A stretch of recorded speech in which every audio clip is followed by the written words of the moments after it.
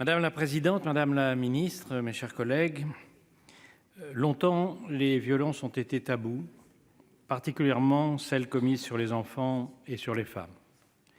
2019 aura été une année importante dans la lutte pour la fin du silence en France. Il était temps. Une mobilisation sans précédent de la société civile contre les violences faites aux femmes a vu le jour, avec comme point d'orgue la marche organisée par le collectif Nous Toutes au mois de novembre dernier. La prise de conscience est là, c'est une première étape.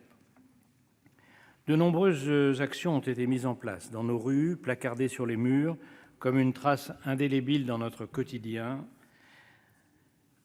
Nous pouvons voir les prénoms de celles qui ont péri sous les coups. Un Grenelle contre les violences conjugales s'est tenu à la fin de l'année dernière. 30 mesures que nous soutenons sont et vont être mises en place avec comme objectif la prévention et la protection. Les violences faites au sein même du cercle familial sont désormais audibles. Ces violences sont physiques, mais peuvent aussi être morales, psychologiques ou sexuelles. Elles touchent tous les âges et tous les sexes, elles touchent toute notre société.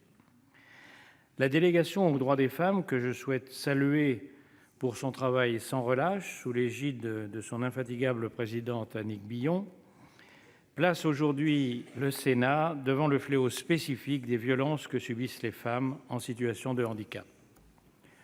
Le rapport d'information publié par la délégation en octobre dernier, avec un titre évocateur et des chiffres glaçants, nous donne des pistes de réflexion. La résolution proposée aujourd'hui en fait de même. Une discussion s'ouvre et elle doit absolument déboucher sur des réponses adaptées. Les témoignages recueillis lors des auditions, mais également ceux que l'on entend tous les jours dans les médias et autour de nous, sont éloquents. Les femmes en situation de handicap sont confrontées à de nombreux obstacles et à des violences qui se produisent bien souvent au sein de la famille ou dans les institutions qui devraient au contraire protéger.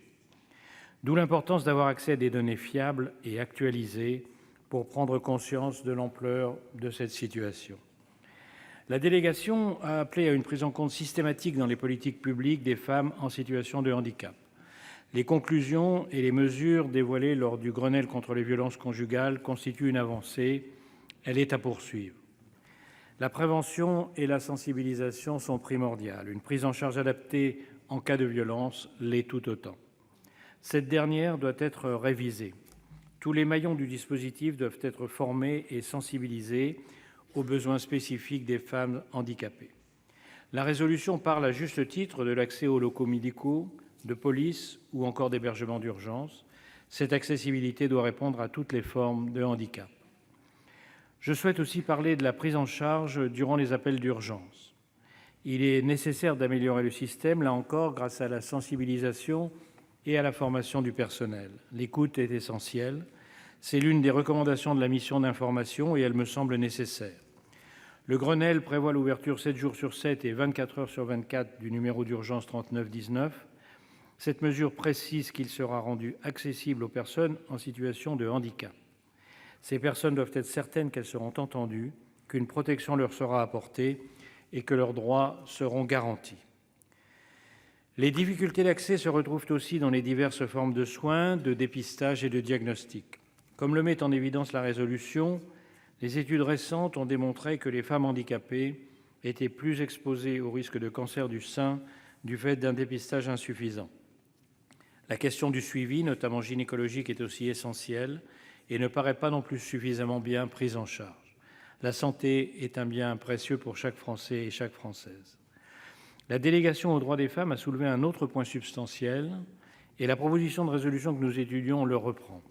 Il s'agit de l'autonomie économique des femmes en situation de handicap.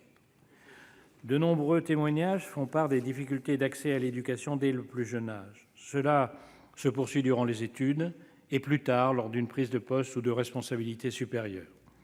L'accès à l'éducation est un pilier de notre République. La possibilité de créer son parcours professionnel et d'accéder à l'emploi font partie de la base de notre système et de notre conception de l'égalité des chances. Il est important ici de mettre en lumière la situation des femmes atteintes d'autisme dans le milieu du travail, dont les témoignages appellent à l'urgence d'un meilleur dépistage. Chacun de nos concitoyens doit pouvoir prendre sa place dans notre société et ne pas s'en sentir exclu ou mis de côté. Notre système doit savoir s'adapter. Chacun doit se sentir concerné par le sujet qui nous rassemble aujourd'hui. Les acteurs associatifs manquent de moyens et parfois de personnes suffisamment formées pour mener à bien leur combat. L'État, bien conscient de l'enjeu dont nous traitons, doit être encouragé à prendre des mesures de lutte, mais aussi de prévention contre les violences faites aux femmes en situation de handicap dans ses politiques publiques.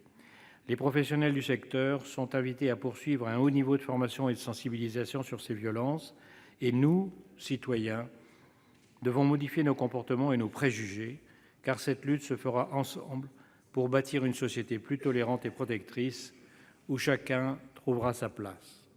Le groupe Les Indépendants, dont tous les membres ont cosigné cette résolution, votera pour. Ce texte nous propose de réfléchir et d'avancer ensemble afin de répondre de manière adéquate à ce problème. Ce n'est que l'une des étapes de tout le travail qui reste à accomplir et elle est essentielle. Je vous remercie. Merci, Monsieur Malhuret.